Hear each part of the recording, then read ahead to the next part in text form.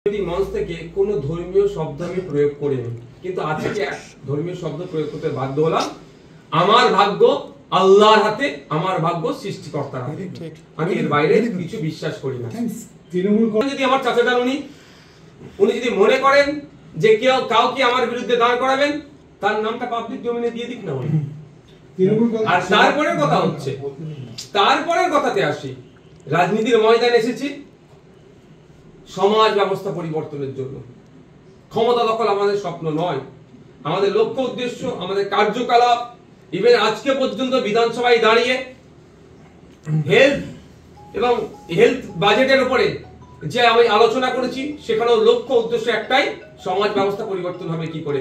যেটা রাজ্যের পক্ষ থেকে ভালো কিছু ব্যবস্থা নিয়েছে, সেটাকে আমি স্বাগত জানিয়েছি। আরো ভালোভাবে কি করে করা যায় তা নিয়েও তাদেরকে সাজেস্ট করেছি। সুতরাং কে হারলো, কে আমাকে হারাবে, আমি কাকে হারিয়ে দেব, সময় কথা বলবে। মানুষ যাকে চাইবে সে জিতবে। মানুষই গণতন্ত্রের শেষ কথা। আর ওখানে আমি গণতান্ত্রিক প্র্যাকটিসটা সব থেকে বেশি করার আমি চেষ্টা করি। সুতরাং এইসব বলে নওশাদ সিদ্দিকীকে বিদ্রোহীও করে তুলতে পারবে না। এই সমস্ত বলে নওশাদ সিদ্দিকীকে ভয় খাইয়ে ঘরেও ঢুকিয়ে দিতে পারবে না। নওশাদ সিদ্দিকী আইএসএফ এর দেখানো যে আইডিওলজি আছে, সেটাকে সামনে রেখে সংযুক্ত মোর্চার বিধায়ক হিসাবে যে লড়াইটা দিচ্ছি, 2026 সালের আমার এমএলএ পিরিয়ড পর্যন্ত একই ভাবে দিয়ে যাব। কারো কাছে, আই রিপিট, কারো কাছে ইন্ডিয়ান সেকুলার ফ্রন্টের টিকি মারতে দেব না। নওশাদ সিদ্দিকীর টিকি মারবে না। কারো যদি কাছে টিকি বাঁধে, তাই ওই দুরবস্থা হবে। বিধানসভার মধ্যে দাঁড়িয়ে ওয়াকাফের জন্য কথা বলার সুযোগ থাকবে না।